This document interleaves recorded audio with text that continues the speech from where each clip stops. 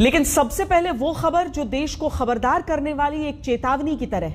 मध्य प्रदेश के इंदौर में एक चूड़ी वाले की पिटाई और उस पर हिंदू मुस्लिम की लड़ाई ने आज माहौल बिगाड़ने की कोशिशों पर देश को एक और अलार्म भेजा। यह मामला इंदौर में तस्लीम नाम के युवक की पिटाई का है।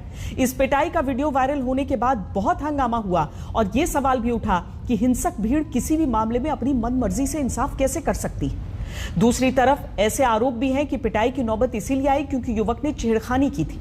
अभी इस मामले की पूरी तफ्तीश नहीं हुई है, लेकिन वायरल वीडियो के आधार पर एक तरफ थाना घेरने का संवेदनशील मामला हुआ तो दूसरी तरफ नेताओं ने अपने अपने वोट बैंक को साधने की कोशिश की। इस वायरल वीडियो पर राजनीति का पोस्टमार्टम करती हमारी ये रिपोर्ट देखिए।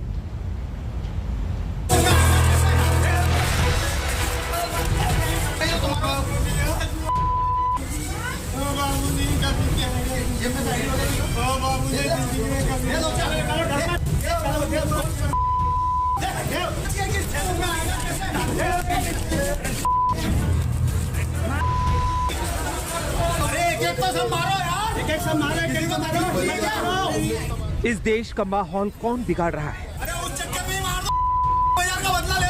चूड़ी वाले की इस पिटाई में किस बात की लगाई बुझाई?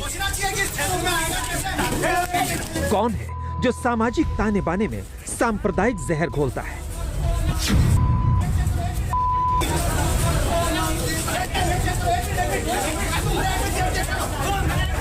कौन है जो रोजगार के अधिकार को हिंदू इलाके और मुस्लिम इलाके में सीमित कर देना चाहता है? इंदौर में एक मुसलमान चूड़ी वाले की पिटाई के वायरल वीडियो ने समाज में फैले जहर की कड़वी घूंट उजागर की है। हम सब मुसलमान है, बस जैसे नाम बताया वैसे सर और ज्यादा मारने लगे। फिर 400 लोग को और बुला लिया और सर मारने लगे। एक और इंदौर में मुसलमान चूड़ी वाले की बेरहमी से पिटाई ने सांप्रदायिकता की मोटी परत को उखाड़ा है। तो सवाल मुसलमान चूड़ी वाले की पिटाई को लेकर हंगामा बरपाने वालों की नियत और सियासत का भी है। मुसलमान चूड़ी वाले की पिटाई गलत है, कानून को अपने हाथ में लेने वालों की करतूत गलत है। चूड़ी वाले को मुसलमान जानकर उसकी बेरहम पिटाई बेहद संवेदनशील है। लेकिन वो कौन लोग हैं जिनके दिमाग में हर घटना पर हिंदू मुसलमान चलता रहता है? चूड़ी वाले की पिटाई पर इंदौर का माहौल बिगाड़ने की कोशिश करने वाले ये कौन लोग हैं? सैकड़ों की तादाद में जमा ये लोग कौन हैं जिनसे शहर की शांति व्यवस्था भंग होने का खतरा पैदा हो गया? क्या संदिग्ध संगठन पीएफआई और उसके स्टूडेंट विंग एसडीपीआई ने लोगों को भड़काकर थाने का घेराव करवाया? अगर कोई घटनाक्रम है तो घटना को घटना की तरह से ही लिया जाए। चूंकि इस फरियादी ने किसी वरिष्ठ अधिकारी को संपर्क नहीं किया था, ना ही थाने पर रिपोर्ट करने गए थे, ऐसी जानकारी मिली है। अगर कोई घटनाक्रम है तो उसको जो है शांति से आप जाइए, थाने पर रिपोर्ट करिए। यदि थाने पर अपनी कार्रवाई नहीं होती तो वरिष्ठ अधिकारियों को रिपोर्ट करिए। अगर पुलिस तब भी कार्रवाई नहीं करे तब निश्चित रूप से आपको इस तरह से झुंड में आना चाहिए। परंतु इस तरह से झुंड में आना, कानून व्यवस्था की स्थिति को बिगाड़ने का प्रयास करना, शहर की शांति को दांव पर लगाना, ये कतई क्षम्य नहीं है। कल की घटना के तारतम्य में सेंट्रल कोतवाली थाने में जिस प्रकार के प्रदर्शन रात में हुए, जो रात में 2 बजे तक हम लोगों ने मैनेज किया, वो भी बहुत आपत्तिजनक थे। उसमें भी कुछ एसडीपीआई पीएफआई के लोगों का संलिप्तता आई है, उनके नाम हम लोग पास आ गए हैं। पुलिस से हमारी बात हुई है कि उनके खिलाफ भी एफआईआर की जाए, सांप्रदायिक सौहार्द बिगड़ने की। दोनों तरफ से एफआईआर कल हुई है। उधर पे जो बारागंगा थाने की जो आपत्तिजनक घटना थी वो भी गलत थी, उसमें भी एफआईआर हुई है। रविवार दोपहर इंदौर के बाणगंगा थाना इलाके में हुई ये वारदात सिर्फ पिटाई करने वाले एक धार्मिक गुट की असहिष्णुता और उस पर इंदौर थाने के बाहर हंगामा कर माहौल बिगाड़ने की कोशिशों की वजह से संवेदनशील नहीं हुई, बल्कि राजनीति की मिलावट ने मामले को और गंभीर बना दिया है।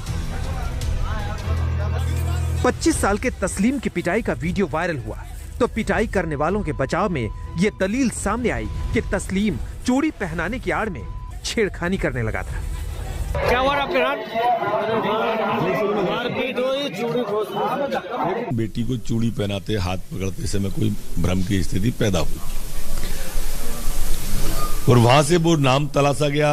जब गहराई में गए, आधार कार्ड देखे तो आधार कार्ड भी 2 निकले। ऐसा बताते हैं कि वो भी अलग चीज का था और ये बातचीत तलखी में बदलती गई और मारपीट हुई। कानून ने अपना काम किया, कार्रवाई दोनों पक्षों पे हुई। रिएक्शन पर मत जाइए, आप एक्शन पर जाइए कि व्यक्ति ने नाम क्यों बदला। ये आंतरिक सुरक्षा से जुड़ा हुआ मामला है। मैंने और आपने तो नाम नहीं बदला अपना। क्या इल इंटेंशन था चूड़ी बेचने वाले का कि वो नाम बदल रहा है? क्यों बदला उसने नाम? दिक्कत यही आ जाती है कि हम जो रिएक्शन है उस पर बातचीत करने लगते हैं, तो जो एक्शन है उस पर जो जांच होनी है और उस पर जो कार्रवाई है वो मध्यम हो जाती है। इस संवेदनशील मामले में एक्शन और रिएक्शन जैसी दलीलें सरकार के मंत्रियों की ओर से आई तो पुलिस ने पिटाई के आरोपों में 3 नामजद और 25 अज्ञात लोगों पर आईपीसी की 14 गंभीर धाराओं में केस दर्ज किया है। पिटाई करने के 2 आरोपी गिरफ्तार भी हुए हैं। पुलिस ने थाने के बाहर हंगामा करने वाले 3 लोगों पर भी केस दर्ज कर लिया है। लेकिन असली राजनीतिक नूरा कुश्ती पूरे घटनाक्रम को अपने अपने वोट बैंक में बांट देने के कवायद की है। पिटा और पीटने की बात नहीं है, वो गलत कर रहा था भाई। आप अगर जाति छुपाओगे, मैं अगर जाति छुपाऊंगा, वो गलत है। आधार कार्ड 2-2 मिलेंगे, गलत है। जो गलत है उस पर तो कार्रवाई कहो ना। आप उसको सांप्रदायिक रंग क्यों देने की कोशिश कर रहे हैं? नरोत्तम मिश्रा जी से मैं पूछना चाहता हूं कि क्या हर दुकानदार, हर बिजनेसमैन अपना धर्म की तख्तियां अब लटका के धंधा करेगा कि मैं इस धर्म का हूं, ये धंधा बेच रहा हूं? ये देश को किस दिशा में ले जाना चाह रहे हैं? इस देश को इसलिए आजाद कराया था क्या?